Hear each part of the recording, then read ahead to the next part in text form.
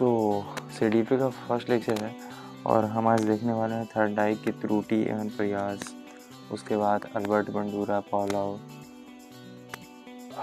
Ericsson, gene पियाजे और Vygotsky. इन सब को आज कवर करेंगे, देखते हैं कितना हो पाता है। सो शुरू करते हैं थर्नडाइक से। थर्नडाइक साहब तो त्रुटि एवं प्रयास का सिद्धांत इन्होंने दिया था। त्रुटि एवं प्रयास का सिद्धांत इन्होंने दिया। थर्नडाइक एक अमेरिकी वैज्ञानिक थे। थर्नडाइक ने प्रयास एवं त्रुटि का सिद्धांत दिया। वो सोचते थे कि अगर किसी की उत्तेजना बढ़ा दे तो वह उसके प्रति अनुक्रिया करेगा, रिस्पॉन्स करेगा ही करेगा, और वह जब बार बार अनुक्रिया को दोहराएगा तो कुछ नया कुछ न कुछ सीखेगा, कुछ नया कुछ न कुछ सीखेगा। जब वो प्रयास करता रहेगा, रिस्पॉन्स देता रहेगा। तो क्या सिद्धांत दिया? त्रुटि एवं सिद्धांत, प्रयास का सिद्धांत इन्होंने दिया। प्रयोग क्या है? थर्नडाइक ने एक पिंजरे में भूखे बिल्ली को बंद कर दिया, बाहर एक मरी मछली रख दी, पिंजरे में एक लीवर लगा दिया जिस पर पैर पड़ने पर गेट खुल जाता था, और बिल्ली भूख के मारे छटपटाती है, इधर उधर घूमती है और अचानक उसका पैर उस लीवर पर पड़ जाता है और गेट खुल जाता है और बिल्ली अपने लक्ष्य तक पहुंच जाती है। तो यहाँ पर एक पिंजरा था, बिल्ली थी, एक लीवर लटकाया हुआ था, और उन्होंने सोचा कि कोशिश करते करते करते करते वो अपने रिजल्ट तक पहुँचेगा और लीवर पर उसका पैर चला जाएगा और वो खाना आ जाएगा उसके ज़रिए। तो इन्होंने यही थ्योरी दिया, प्रयोग इन्होंने यही किया था। फिर है यह प्रयोग सिद्धांत बताता है कि जब हम प्रयास करेंगे तो त्रुटियां होंगी, लेकिन अंत में हम अपने लक्ष्य तक पहुंच जाएंगे, यानी सीख जाएंगे। फिर है थर्नडाइक के दो नियम है। पहला है मुख्य नियम, दूसरा है गौण नियम। मुख्य नियम के बारे में आते हैं। प्राइमरी लॉ, अभ्यास का नियम। यह नियम बताता है कि किसी काम का हम जितना अभ्यास करेंगे उसे उतना ज़्यादा हम सीखेंगे, उससे हम उतना ज़्यादा सीखेंगे, जितना अभ्यास होगा उतना ज़्यादा सीखेंगे। सेकंड है तत्परता का नियम। ये प्राथमिक में ही चल रहा है, ठीक ना। तत्परता का नियम, यह नियम है कि किसी काम को करने के लिए जितने हम तत्पर रहेंगे उतना ही जल्दी सीखेंगे। माना कि हमारा शौक़ है कि वो काम करना है तो करना है बस, तो तत्परता जितना ज़्यादा होगा वो काम उतना ही जल्दी सीखेगा।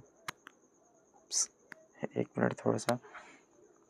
तो तत्परता का नियम हो गया। प्रभाव का नियम, यह नियम यह बताता है कि यदि सीखना संतोषजनक हो तो सीखना तीव्र हो जाता है। सीखना तीव्र हो जाता है अगर संतोषजनक है तो। प्रभाव का, अगर किसी को, बच्चे को अगर बोला जा रहा है कि हाँ बेटा तुमने ये काम कर दिया, वाह शाबाश, ये लो चॉकलेट, तो ऐसे क्या होता है कि उसका प्रभाव जो है ना, प्रभाव का नियम यह बताता है कि संतोषजनक हो तो वह सीखना उतना ही तीव्र हो जाता है। यदि सीखना संतोषजनक नहीं होता है, यदि सीखना असंतोषजनक नहीं होता, थर्नडाइक ने इस नियम में पुरस्कार एवं दंड का नियम बताया था, को महत्व दिया। ठीक, अच्छा यहाँ फोटो से कुछ छिपा हुआ है, ठीक ना, सो इसीलिए थोड़ा सा मिस्टेक हो रहा था। फोटो से छिपा हुआ है, पीडीएफ में आप देख सकते हैं बगल में, ठीक ना। दूसरा है गौण का नियम, सेकेंडरी लॉ, बहु प्रतिक्रिया का नियम। इस नियम के अनुसार हम नया कार्य सीखते समय अनेक प्रतिक्रियाएं एवं प्रयास करते हैं तथा उसके बाद उस कार्य को करने का सही विधि मालूम होता है। हम बहुत सारा प्रयास करते हैं, उसके बाद हमें मालूम होता है कि ये सही लॉ था। जैसे वो थे ना, वो कौन थे, बल्ब जिन्होंने बनाया था, क्या नाम था यार, एडिसन। उन्होंने बोला था कि 100 बार प्रयास किए थे तो 100वां बार बन करके तैयार हुआ था। तो उन्होंने ये जाना कि 99 बार जो हमने किया वो गलत था। तो यही बता रहे हैं, बहु प्रतिक्रिया का नियम, बहुत सारे प्रयास हम करते हैं लेकिन पता चलता है कि वो सब फिजूल था, सही ये काम है, ठीक है। उसके बाद है आंशिक क्रिया का नियम, लॉ ऑफ पार्शियल एक्शन। इस नियम के अनुसार हम अपने पूरे कार्य को छोटे छोटे पार्ट्स में डिवाइड कर देते हैं, बांट देते हैं और सरल करके उस कार्य को संपन्न कर देते हैं। गौण नियम चल रहा है, ठीक ना। आत्मीकरण का नियम, इस नियम के अनुसार हम नए ज्ञान को अपने पूर्व ज्ञान के साथ जोड़ करके उसे स्थायी बना लेते हैं। इस अधिगम अधिक सुगम एवं सरल हो जाता है। तो पिछले ज्ञान से हम जोड़ करके सीखते हैं। जैसे बाइक को अगर चलाने के लिए सीख रहा है तो पिछले ज्ञान को जोड़ेगा, यानी हमने साइकिल कैसे कैसे सीखा, उसमें क्या क्या लॉ होते थे, हम पैडल मारते थे, हैंडल संभालते थे, तो ये सब होता है। तो पिछले लॉ को हम ध्यान में रख करके हम करते हैं। मनोवृत्ति अभिवृत्ति का नियम। इस नियम हमें यह बताता है कि किसी भी काम को करने के लिए जितनी हमारी पॉजिटिव अभिवृत्ति होगी उतना ही ज़्यादा उस काम को सीखेंगे, और अगर अभिवृत्ति कम हुई तो उस काम को कम सीखेंगे। तो हमारी इच्छा होनी चाहिए। ठीक। सहचारी क्रिया का नियम। इस नियम का अभिप्राय है पहले की गई क्रिया को अन्य परिस्थितियों में भी उसी प्रकार से करना। ठीक है। एरर। यह बच्चे के एरर उनके सीखने के प्रोसेस का एक पार्ट है। इन्होंने जो बतलाया था उसके अनुसार बच्चों के एरर उनके सीखने के प्रोसेस का एक पार्ट है। इन्होंने यही बताया था। ये बच्चे की थिंकिंग को समझने में एक रिसोर्स का काम करती है। स्टूडेंट्स की एरर संकेत करती है कि उन्हें यांत्रिक अभ्यास की ज़रूरत है। इनका यही दोस्त था। ठीक है। फिर है Albert Bandura. Albert Bandura Canada के निवासी हैं और उन्होंने सामाजिक अधिगम का सिद्धांत दिया था। सामाजिक अधिगम का सिद्धांत इन्होंने ही दिया। ठीक। इस सिद्धांत में दूसरों के व्यवहार को देख करके सीखा जाता है। समाज को मान्य व्यवहार को अमान्य अपनाया जाता है तथा अमान्य व्यवहार को नकारा जाता है। यानी अच्छे गुण हो गए उस क्वालिटी को सीख लेगा और जो बेकार है उसे इग्नोर करेगा। इस सिद्धांत को अन्य नामों से भी जाना जाता है, जैसे अवलोकनात्मक अधिगम का सिद्धांत, ऑब्जर्वेशन लर्निंग थ्योरी, फिर है इमिटेशन, फिर मॉडलिंग। इसको इन नामों से जाना जाता है। इनके प्रयोग अल्बर्ट बंडूरा ने बोबो डॉल पर प्रयोग किया। इन्होंने बच्चे के 3 फिल्में दिखाई थी। 3 फिल्म दिखाया। कौन कौन सा?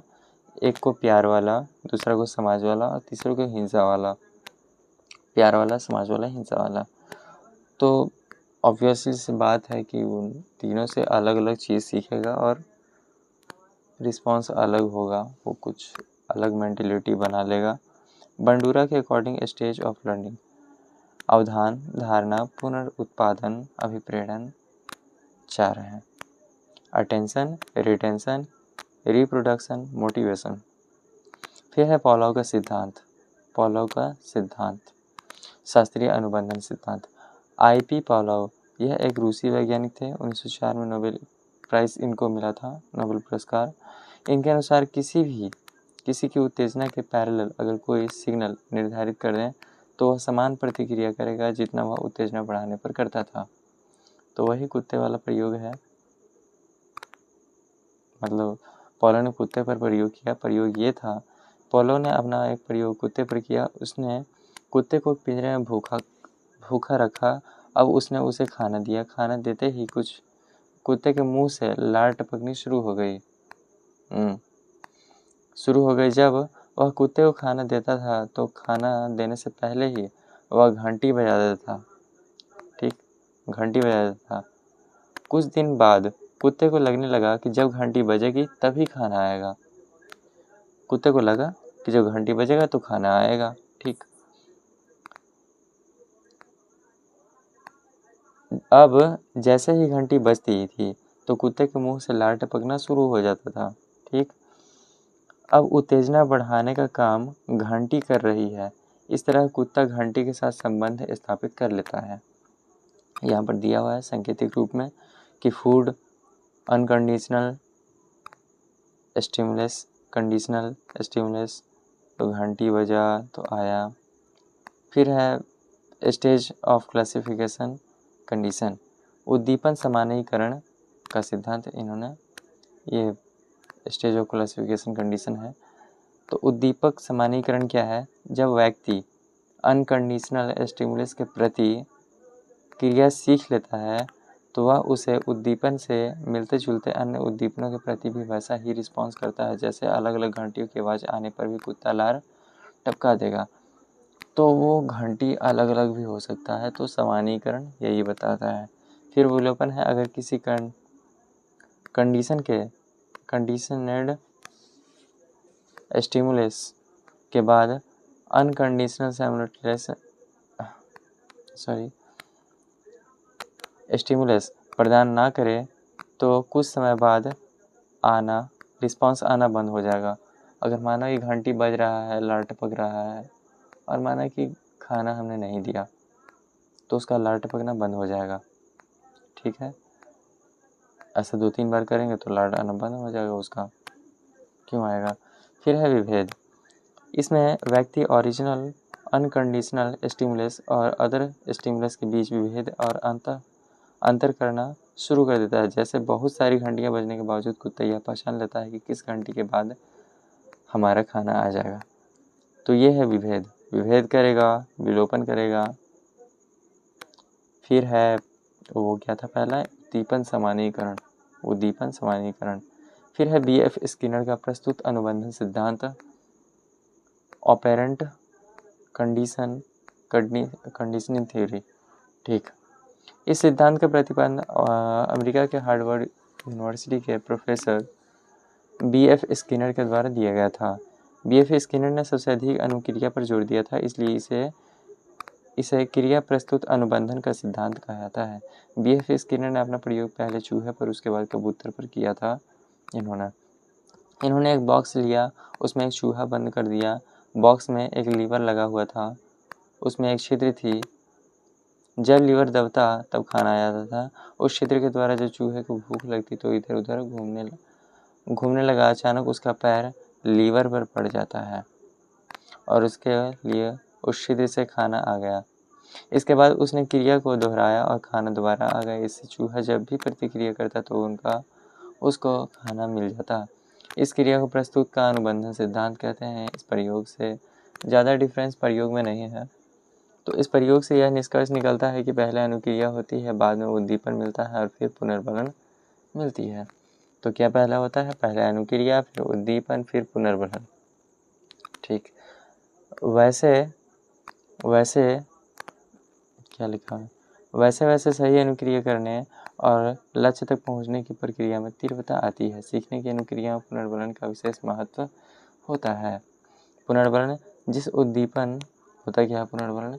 तो जिस उद्दीपन को देने से अनुक्रिया करने की संभावना बढ़ती जाती है, पुनर्बलन कहलाता है। जैसे पेपर पास करने पर पेरेंट्स के द्वारा साइकिल मोबाइल देना, ये पुनर्बलन है कि वाह बेटा तुम इससे बढ़कर तरक्की करो, हम तुमको ये देंगे।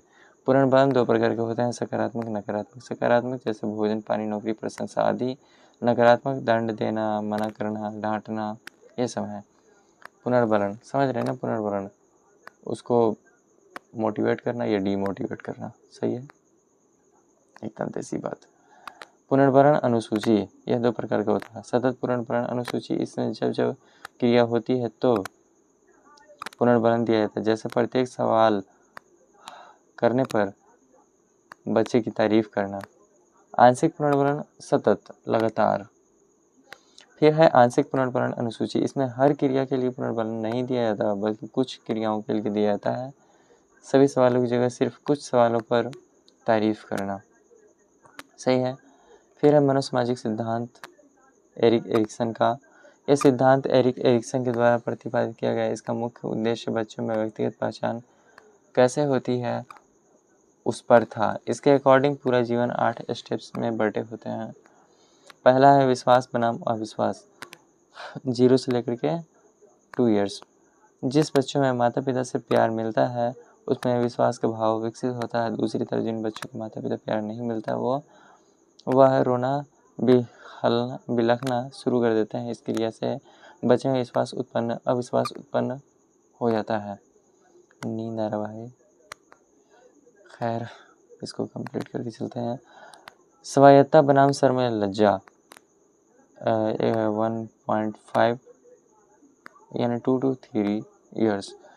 स्वायत्त का अर्थ स्वयं से, अर्थात जब बच्चा खुद से खाना, कपड़ा पहनना ज़्यादा पसंद करने लगते हैं, वे अब दूसरों पर निर्भर रहना नहीं चाहते, तो यह स्वायत्तता कहलाती है। दूसरी ओर बहुत ही सख्त माता पिता जब काम करने पर डांटते हैं तो बच्चे अंदर ही अंदर शक का अनुभव करते हैं कि क्या मुझसे नहीं हो पाएगा।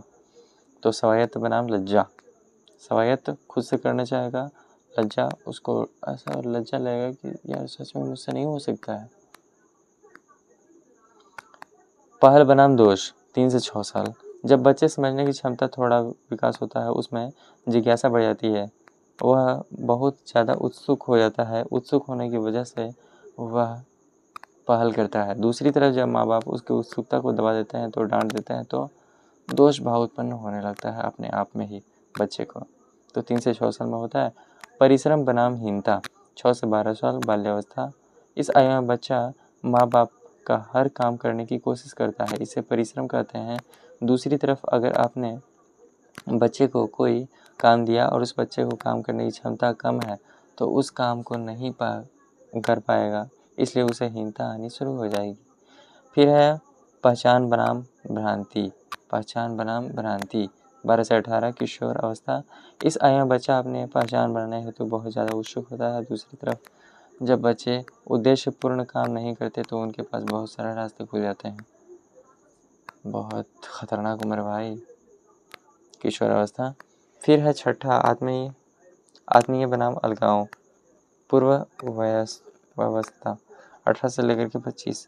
आत्मीयता में आदमी दूसरे के साथ घनिष्ठ संबंध बनाता है। घनिष्ठ संबंध होने की वजह से वह दूसरों के साथ मिलजुल कर रहता है, जिसे आत्मीयता कहते हैं। दूसरी तरफ जब आदमी दूसरों के साथ घनिष्ठ संबंध नहीं बना पाता, तो वह सबसे अलग रहता है, जिसे अलगाववाद कहते हैं। जननात्मक जीन पियाजे हम कल देखेंगे। जननात्मक बनाम स्थिरता अगले बार देखेंगे। 35 से लेकर 65 साल मध्य वयस्कावस्था। जननात्मकता में हम दूसरों लोगों के बारे में ज़्यादा सोचते हैं, दूसरों को भला करने की सोचते हैं। दूसरी तरफ जो लोगों में इस सोच का विकास नहीं होता, तो उसमें स्थिरता आ जाती है। संपूर्णता बनाम निराशा। 65 से ऊपर प्रौढ़ावस्था। इस उम्र में आदमी की अधिकतम इच्छाएं पूर्ण हो चुकी होती हैं। वह अपने भविष्य के बजाय अपने बीते दिनों को याद करता है, उसकी कितनी सफलताएं हुई और कितनी असफलताएं हुई। यदि वह सफलताएं ज़्यादा होती है, उस संपूर्णता कहते हैं। अगर किसी को ज़्यादा सफलताएं हासिल नहीं होती हैं, तो उसे निराशा होती है। जीन पियाजे अगले कभी देखेंगे। तब तक के लिए टाटा बाय बाय। सो जाइए, हमको तो बहुत नींद आ रहा है।